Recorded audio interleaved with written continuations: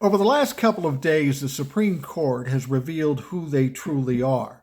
They were seated to serve this country, serve the people, and serve rule of law, but they don't do that. They serve themselves. They serve their rich buddies. And that is an immense problem. Our Supreme Court is no longer supreme. Hell, it's not even a court. It's a bunch of partisan hacks who are grifting money, as much money as they can get their hands on. And I found this a perfect illustration.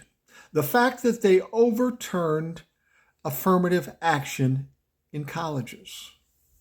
What they're afraid of is that less qualified students would get into their lofty schools just because they happen to be of a certain race. Well, that's not really happened, but you know Republicans, they're afraid of everything. So they overturn affirmative action.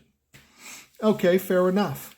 The problem is in these colleges, there's still affirmative action that they're not addressing and not doing anything about.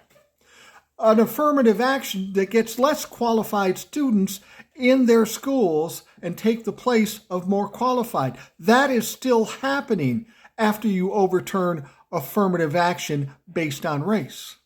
This affirmative action is those times when a less qualified student knocks on the door of Harvard and says, I want to get in. They say, you can't. And guess what?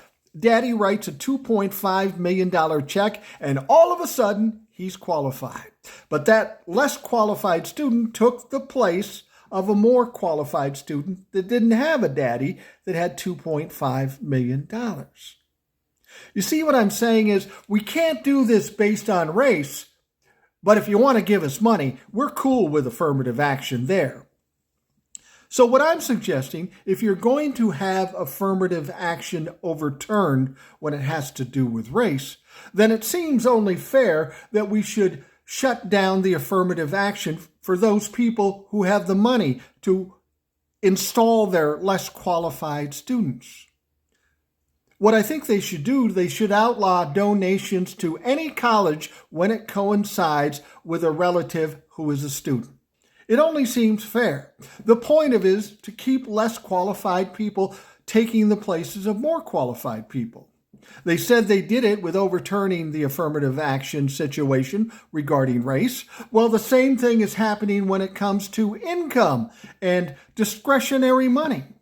Why should somebody less qualified get in just because daddy's rich? If you're going to do the fair thing, if you really care about the quality of the students, you've got to outlaw those donations coinciding with your student kids.